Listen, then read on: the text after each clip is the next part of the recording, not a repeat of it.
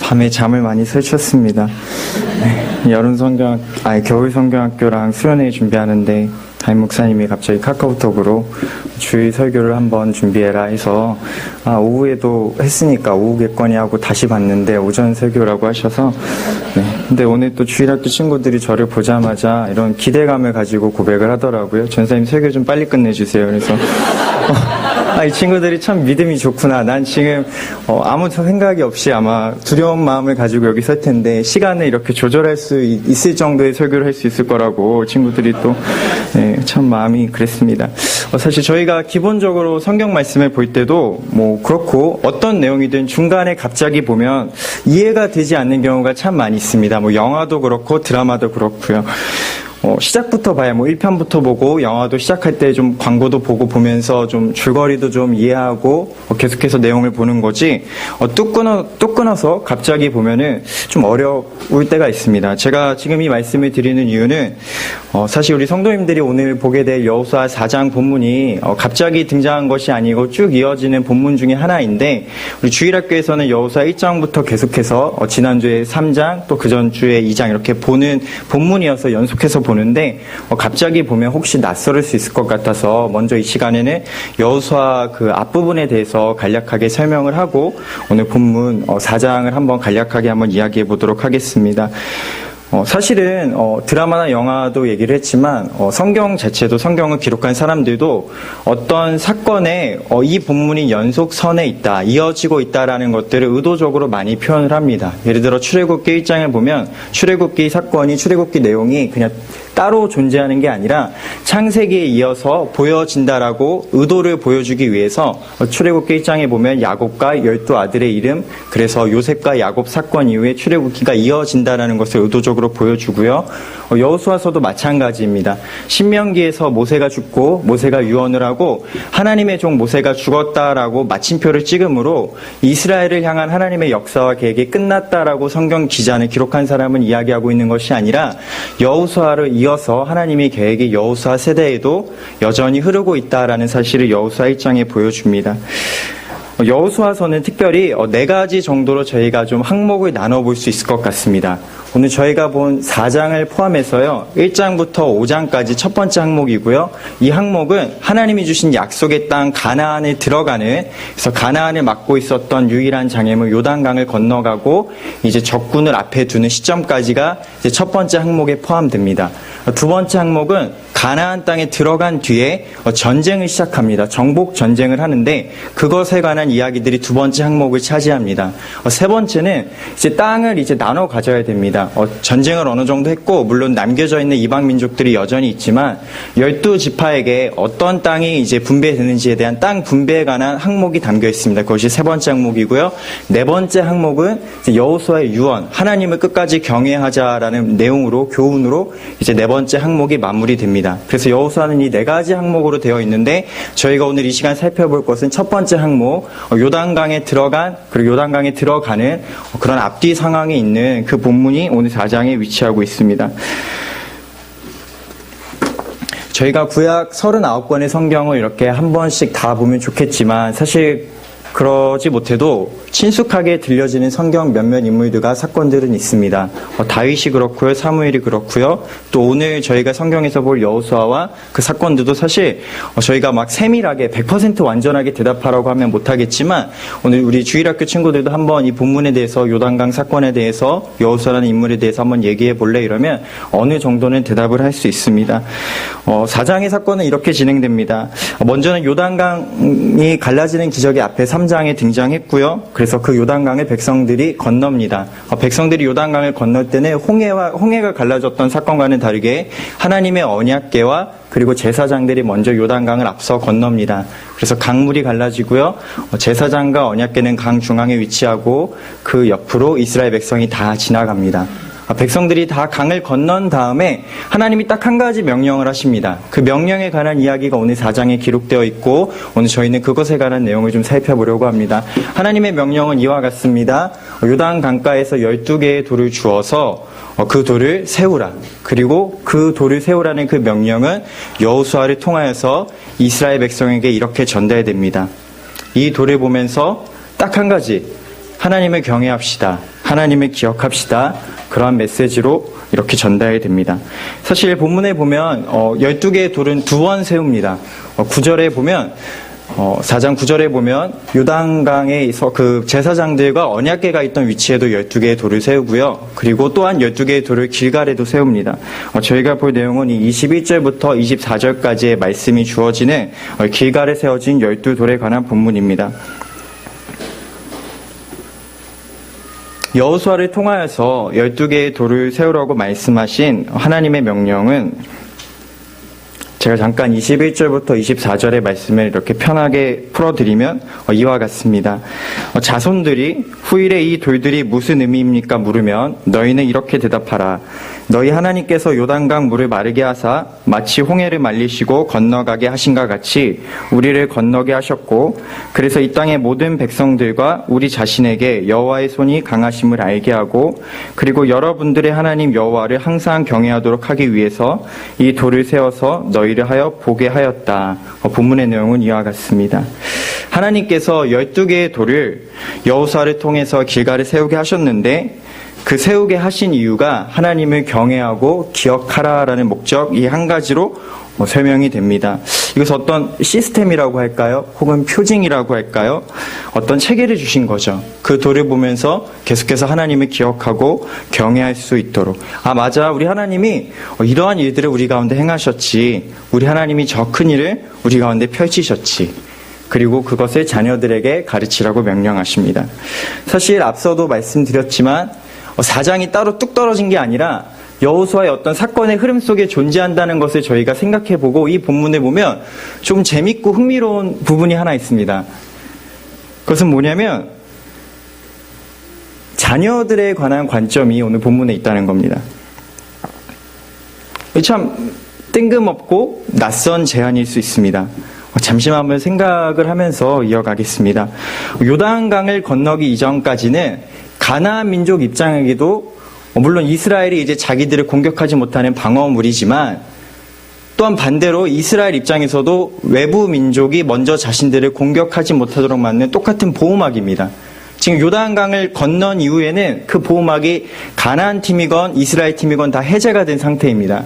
자, 그 상황에서 이스라엘의 군대를 지휘하는 군사령관인 여호수아가 그 총사령관이 백성들을 이렇게 불러놓고 여러분 우리가 병장기를 다시 한번 점검할까요? 저 이방 민족은 농경사회에서 우리보다 더 나은 문화와 문명을 가지고 있기 때문에 저들이 먼저 우리를 공격하면 우리가 불리하니까 조금 진영을 다시 한번 정비하고 기습에 대비할까요? 이런 얘기를 하는 게 아닙니다. 백성들을 불러놓아 놓고 하나님의 명령에 따라 12돌을 길갈에 세우더니 말씀을 전하는 겁니다. 그 말씀의 내용은 앞서 소개했던 대로 하나님을 경외하자. 그리고 자녀 세대에게 그것을 가르치자. 어떤 시점에요? 전쟁을 앞두고 있는 시점에. 눈앞에 적이 있는데 길갈은 여리고성 동쪽 진에 있다라고 오늘 본문에 표현되어 있는데 가까이에 있습니다. 그런데도 여호수아가 하는 것은 백성을 앉혀놓고 하나님을 경외하는 것에 관한 이야기를 합니다. 왜 여호수아가 이러한 이야기를 할까 한번 고민을 해봤을 때 저희가 본문을 통해서 여호수아 한 사람의 삶을 생각해 보면 어느 정도는 이해를 할 수 있을 것 같습니다. 여호수아가 수십 년간 삶을 살면서 어떤 삶을 살았을까? 그는 어떤 모습을 보면서 이스라엘 공동체에 속하여 살았을까를 보면 조금은 이해가 될 것 같습니다. 홍해가 갈라졌습니다. 하나님께서 홍해를 가르셨고요. 만나와 메추라기로 이스라엘을 먹이셨습니다. 불과 구름 기둥으로 그 백성들을 인도하셨고요. 하나님이 친히 손으로 기록했다라고 증거되는 십계명의 두 돌판을 이스라엘 백성에게 주시면서 언약을 주셨습니다. 자, 그런데 자신의 공동체, 자신들의 이전 세대는 어떻게 반응했는지 여호수아는 보아왔습니다. 하나님을 믿지 않았고 불평했고 모세와 아론이 틈만 나면 자신들한테 좀 이렇게 마음에 안 들면 죽이려고 하고 황금 송아지를 만들었습니다. 자, 어떤 상황에서요? 이스라엘 백성이 차고 넘치도록 기적과 은혜를 경험한 상태에서요. 그 역시 12지파의 대표 중 한 사람으로서 가나안 정탐에 참여한 적이 있습니다. 자신과 함께 가나안 땅을 둘러보았던 11명의 다른 대표들 중 대부분은 하나님이 이스라엘 백성에게 주신 약속의 땅을 보면서도 적이 무섭고 강력하다는 이유로 형편없는 땅이라고 폄하했습니다. 함부로 말했습니다. 그래서 하나님의 진노와 하나님의 심판이 이스라엘 백성을 향하여서 주어졌고 여호수아는 그 상황을 보면서 지금까지 왔습니다. 기적이 문제가 아닙니다. 홍해가 갈라지고 안 갈라지고의 문제가 아닙니다. 문제는 그렇게 하나님이 은혜를 베푸셔도 하나님을 여전히 믿지 않고 틈만 나면 하나님을 원망하려고 하고 기회만 주어주면 우상을 따라가려고 하는 자기 자신들, 그 백성들에게 있다는 사실을 여호수아는 이해하고 있습니다. 그래서 하나님의 명령이 요단강 이후에 주어집니다. 12개의 돌을 세우라. 여호수아는 그 명령을 듣고 백성을 불러앉히고 하나님을 경외하자라고 말합니다. 이야기가 여기서 끝나지가 않습니다. 아쉽게도 우리 성도님들이 이미 알고 계시겠지만 성경을 쭉 읽다 보면 여호수아의 다짐대로 되지 않습니다. 여호수아의 권면대로 되지 않습니다. 여호수아가 죽고 그와 함께한 동역자들이 죽고 하나님을 알던 세대가 죽고 그 후손들, 그 자손들이 조금씩 어떤 일을 하냐면 하나님과 멀어지면서 우상을 찾기 시작합니다. 여호수아서 다음에 등장하는 사사기에 그런 사건이 기록되어 있고 하나님께서는 그리하여서 사사기를 기록한 사람을 통하여서 이렇게 평가하십니다. 이스라엘에는 왕이 없다. 하나님이 분명히 그간 이스라엘의 왕이셨는데 하나님 이렇게 말씀하시는 거죠. 너희가 어떻게 내 백성이니? 우상을 따르고 우상을 만드는데 너희는 내 백성이 아니다. 난 너희들의 왕이 아니다. 이렇게 선언하십니다. 자, 여기까지 여호수아 4장을 중심으로 이야기를 한번 정리해보면 기적이 일어났습니다. 이스라엘 공동체는 그 기적을 참 많이 겪었고 오늘도 경험했습니다. 요단강을 건넜습니다. 그런데 하나님은 12개의 돌을 명령하셨고 전쟁 앞에서 여호수아는 그간의 세대들의 모습을 돌아보면서 우리가 정말 중심에 지켜야 되는 한 가지, 손에 든 무기가 아니라 눈앞에 있는 적군과 잘 싸우는 게 아니라 우리 자신이 먼저 하나님을 경외하고 자녀들도 그 하나님을 끝까지 사랑했으면 하는 원칙을 증거합니다. 아버지가 참 교회를 잘 다니시고 신앙생활을 잘 하셨는데 종교생활을 잘했다는 게 아니라 정말 열심으로 하나님을 믿고 경외했는데 아들이, 딸이 혹은 그 후손이 교회를 다니지 않는 겁니다. 하나님이 그 가정에 많은 은혜를 주셨고 큰 복을 주셨는데 그 사랑으로 그 말씀으로 키우는 그 자녀가 교회를 다니지 않는 겁니다. 오늘 본문에 어떤 이스라엘의 앞으로 펼쳐질 모습이요. 우리 친구들이, 주일학교 친구들이 이렇게 이스라엘에 관한 이 모습을 한번 쭉 설명을 들으면 무척 자주 이렇게 반응합니다. 전사님, 이스라엘이 좀 바보 같아요. 어떻게 하나님이 그렇게 은혜를 주시고 눈앞에 기적을 펼쳐주시는데 어떻게 그럴 수 있어요? 진짜 이상해요. 이렇게 장난스럽게 얘기를 합니다. 근데 그 친구를 앉혀놓고 진지하게 물어보면 자기 자신들도 알고 있습니다. 자기도 사실 그런 것 같대요. 그러니까 자신이 예수님의 말씀을 듣고 말씀을 통해서 은혜를 경험해서 학교에 갔는데 학교 옆에 앉은 친구가 자기를 이렇게 좀 못되게 굴고 미운 마음을 가지면 자기 안에서도 주님이 가르쳐 주신 계명과 반대에 있는 나쁜 마음 혹은 나쁜 말, 이런 나쁜 행동들이 자꾸 자연스럽게 나온대요. 그런 고백을 하면서 이스라엘 백성과 사실 우리도 같나 이런 생각을 우리 친구들은 하곤 합니다. 어떤 분은 이렇게 얘기할 수 있을 것 같습니다. 그래도 이 사람들은 요단강을 건넜잖아요. 홍해 건너는 걸 봤잖아요. 저희의 삶 속엔 중랑천이 하나도 갈라진 적이 없는데 뭐 어떻게 믿습니까? 저도 그런 생각을 한번 해봅니다. 서울시 하늘에 구름이 갑자기 글자로 적혀지는 거죠. 예수 그리스도는 참 하나님이시며 우리의 구주시다. 이렇게 글자를 적히면 서울 시민들이 좀 믿지 않을까? 혹은 반포대교 아래에 있는 한강물이 갑자기 쫙 갈라지면서 하늘에서 음성이 들리는 거죠. 여호와 하나님은 참되시고 예수 그리스도는 참 하나님이시다. 그러면 그 반포대교 옆에서 치킨을 먹던 한강에 놀러온 사람들이 회심을 하지 않을까? 이런 생각을 하곤 하는데 오늘 본문에서는 그게 아니라는 거죠. 기적이 아니라는 거죠. 기적이 있어도 눈앞에 놀라운 일이 하나님이 펼치셔도 사람 마음이라는 게 그때뿐이고 아무리 큰 다짐을 받고 아무리 좋은 권면과 이야기를 해도 사람 마음이라는 게 하나님을 반역하는 본성이 남아있다는 거죠. 앞서 우리는 뭐 중랑천도 경험하지 못했는데 어떻게 할까요? 이런 질문에 관하여서 사실 저희는 알고 있다고 생각됩니다. 곰곰이 생각해 보면 사실은 요단강이나 홍해가 갈라진 기적을 제가 함부로 얘기하는 것은 아니지만 사실 오늘을 사는 하나님 교회 성도들은 그보다 더 큰 은혜와 기적을 경험하고 소유한 사람임을 사실 우리 모두는 알고 있습니다. 고작 가나안 땅을 가로막고 있던 강 수준의 장애물이 아니라요, 하나님과의 모든 관계를 가로막고 있던 멸망과 죽음에 있었던 그 죄의 모든 장애물을 강 수준의 정도가 아니라 그 심판받기에 마땅한 우리의 그 본성과 영원한 죽음을 하나님이 이미 가르셨습니다. 요단강은 갈라졌다가 다시 닫혀서 흐르고 있고 홍해도 마찬가지이지만 하나님과 원수된 우리가 주님이 가르친 그 평화의 길은 영원히 닫히지 않아서 하나님을 향하여서 우리가 아바 아버지라 부를 수 있도록 은혜가 내려졌습니다.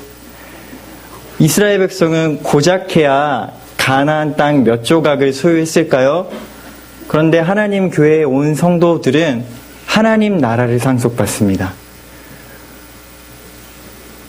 그 사람들에게 주어진 것이 고작 영토였고 고작 일부분이었다면 저희는 하나님 나라를 소유하고 하나님을 아버지라 부르고 하나님이 주시는 영원한 생명에 속하여 살아갈 수 있는 존재들입니다. 사실 기적만 놓고 보면 이스라엘 백성보다 이 자리에 앉아있는 저희가 훨씬 더 나은 기적을 확실히 받은 사람들입니다. 은혜만 놓고 보면 구약에 있던 모든 이스라엘 백성들, 모든 하나님의 백성들이 받은 은혜보다 예수 그리스도를 통하여 속한 교회의 성도들이 더 많은 질도 그렇고 양도 그렇고 비교할 수 없는 은혜를 소유한 사람들입니다. 그런데도 앞서 우리 친구들의 고백처럼 저희들도 여전히 이스라엘 백성과 같은 모습이 있는 것 같습니다. 이게 뭐 다른 분을 얘기할 필요도 없고요. 저만 봐도 그런 것 같습니다. 제가 이번 주에 사실 이 말씀을 묵상하고 준비하면서 저 자신을 돌아보게 되면서 제가 굉장히 수치스러웠던 하루의 기억이 있습니다. 제가 이번 주에 다이소에 갔거든요. 다이소에 갔는데 다이소에 보니까 이 야채 새싹, 그 새싹 무가 있더라고요.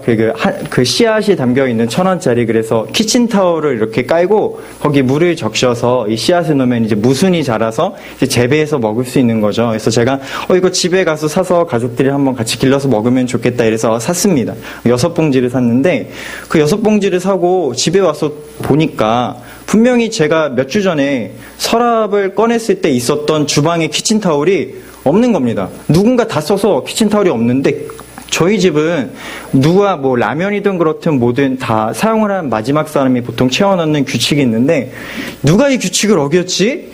라는 생각 때문에 침대에 앉아서 누워서 자기까지 제 마음이 몹시 화가 났습니다.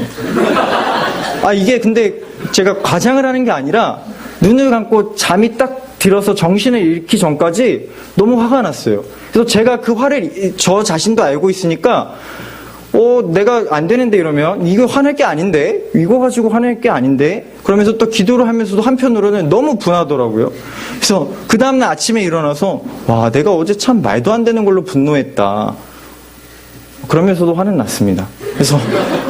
그래서 키친타월 없어가지고 행주에다가 하긴 했는데 제가 여기서 말씀드리고 싶은 것은 저희가 막 어떤 거창한 주님의 제자로서 살아가자, 빛과 소금으로 살아가자 어떤 거창한 원칙을 정하지 않아도 저희의 일상에서 그냥 작은 모습 하나를 봐도 예수님께 속한 우리가 우리 가족에게 혹은 가까이 있는 사람에게 혹은 속한 공동체의 모습에서 참 작은 부분인데도 주님과 멀리 떨어져 있는 듯한 모습을 하곤 합니다.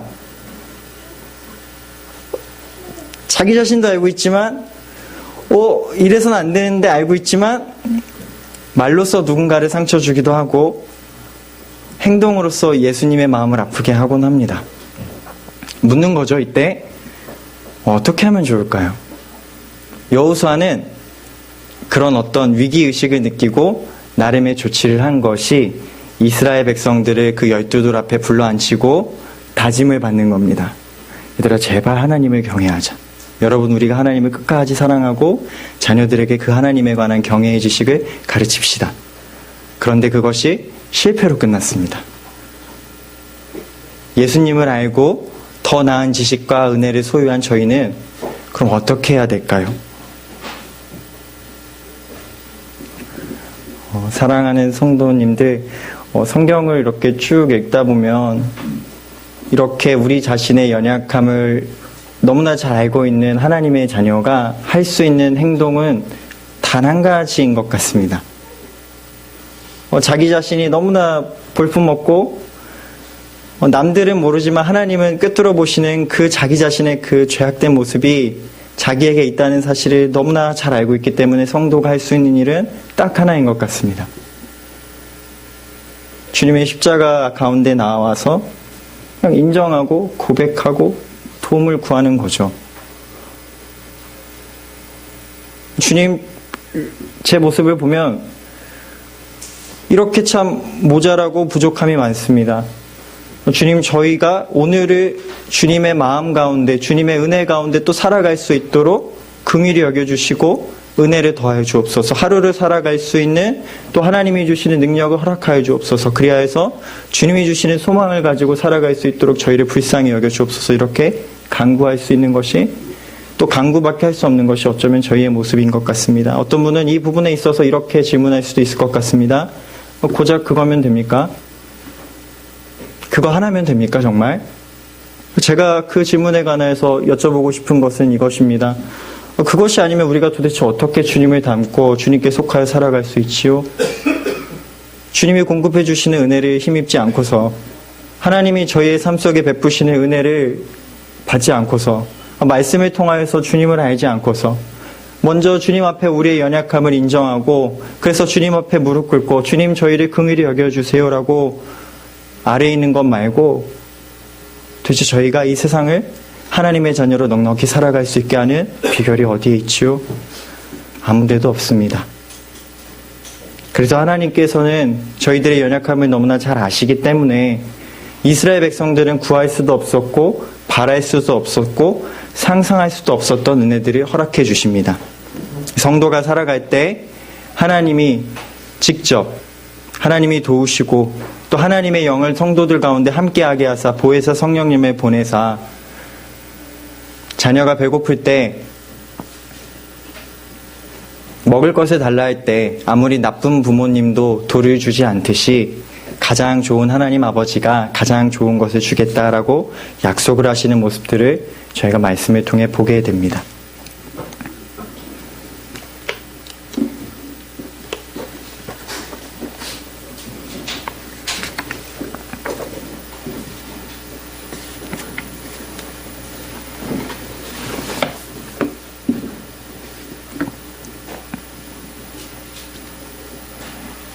오늘 본문을 보면서 어쩌면 여호수아는 이런 생각을 했을지도 모르겠습니다. 길갈에 돌을 세워놓고 백성들을 앉혀놓고 나름의 권면과 다짐을 성실히 하지만 그도 어렴풋이 짐작했을지도 모르겠습니다. 이렇게 하나님에 관하여 이야기하고 12개의 돌을 세워놓아도 우리 백성의 완악함과 나쁜 모습은 발목을 붙잡고 또 잘못된 길로 이끌고 가겠지. 여호수아가 어쩌면 볼 수 있는 길갈의 12 너머의 전부는 그것인지도 모르겠습니다. 그러나 하나님의 교회 성도들은 조금 다릅니다. 오늘 본문을 보면서 모든 성도들은 소망을 가질 수 있습니다. 이스라엘 백성이 12개의 돌을 붙잡을 땐 넘어지지만 하나님의 자녀, 하나님의 성도는 온전한 승리를 허락하신 예수 그리스도로 말미암아 연약할 때 주님을 붙잡을 수 있구나. 연약할 때 주님의 은혜를 구할 수 있구나.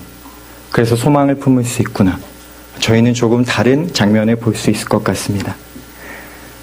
한두 가지 정도 얘기만 더 하고 정리를 하면 좋을 것 같습니다. 신앙 교육에 관하여서 오늘 본문에 잠깐 있었던 전쟁을 앞두고도 자녀들을 앉혀놓고 후손들에게도 하나님을 경외하는 모습을 가르쳐야 한다라고 외쳤던 여호수아의 모습을 보면서 이 부분만을 놓고 주일학교 자녀 교육 어떻게 해야 될까요? 한번 고민해보면 이 정도의 대답을 할 수 있을 것 같습니다.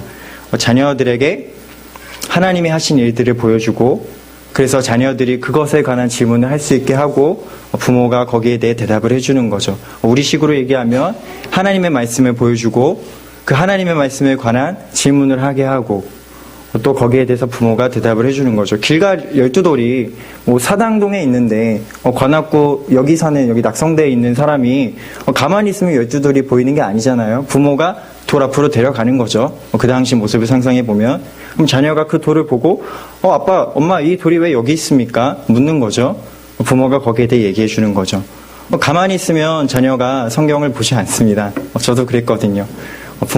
부모님이 성경책을 필 수 있도록 또 하나님 말씀을 볼 수 있도록 끌고 나오는 거죠. 자녀가 그때 그 말씀을 보면서 질문할 수 있는 마음을 가지는 건 사실 그 자녀에게도 개인적으로도 필요하겠지만 또 하나님이 그 가운데 은혜를 베푸셔서 하나님을 더욱 알게 하는 그 마음을 품게 하시는 거죠. 부모가 그 부분에 있어서 말씀을 가르치는 거죠. 그런데 여기까지만 하면 이스라엘 백성들도 이 정도는 했을 텐데 여기까지만 하면 그래도 안 되는 것 같습니다. 저희는 더 나은 것을 자녀들에게 하나 더 전달해 줄 필요가 있을 거라고 생각됩니다. 부모가 좋은 신앙의 모습을 보여주는 것에 있어서 예수님께 엄마 아빠가 나와 예수님을 의지하는 모습을 자녀에게 보여주는 거죠. 엄마 아빠는 연약함이 있지만 엄마 아빠는 부족함이 있지만 하나님을 끝까지 붙들고 신뢰하는 모습을 자녀들에게 보여주는 거죠. 자녀들이 그걸 보면서 신앙의 좋은 길을 배울 거라고 생각됩니다. 어려운 것이 있을 때, 내 앞에 요단강이 있을 때, 혹은 내 자신이 해결할 수 없는 어려운 문제가 있을 때 주님 앞에 나와 도움을 구하는 것이 성도의 길이구나. 예수님을 모르는 사람은 그렇게 하지 않지만 예수님을 아는 사람은 그렇게 하는구나. 바라기는 저희 언약교회 신앙의 선배들이 이런 선배의 모습으로 오래오래 보여주셨으면 좋겠습니다. 문제가 생길 때 요단강이 눈앞에 있을 때 어디로 가지가 아니라 주님 앞에 나와 은혜를 구하는 어른들. 바라건대 우리 자라나고 있는 자녀들이 엄마 아빠의 기도를 외면하지 않고 엄마 아빠의 그 하나님을 향한 소망, 사랑을 눈 감지 않고 그 믿음, 그 신앙을 더욱 잘 이어받아 더욱더 풍성히 하나님을 사랑하는 주님의 제자였으면 좋겠습니다. 말씀을 맺겠습니다. 기적이 일어났습니다. 그런데 그 기적 가지고 안 된다는 사실이 성경에 참 많이 보여 있습니다. 성도는 그 기적 가지고 안 됩니다. 성도가 할 수 있는 것은 기적 너머로 베푸시는 하나님의 신실한 사랑이 있다는 것을 의지하는 것입니다. 그것이 가장 큰 은혜입니다. 저희의 삶에 요단강이 갈라지지 않을 때가 있을 때, 때로는 구약에 있는 사람들이 겪었던 기적이 부러울 때 다시 한번 생각해 봤으면 좋겠습니다. 나는 더 큰 기적을 소유하고 있는 자가 아닌가? 더 나은 은혜를 보이고 있는 자가 아닌가? 저희 모두가 하나님 앞에서 날마다 하나님을 신뢰하고 사랑하여서 풍성히 주님과 동행하는 주님의 제자로 늘 살아갔으면 좋겠습니다. 저희 같이 말씀 한번 정리하면서 같이 기도하시겠습니다.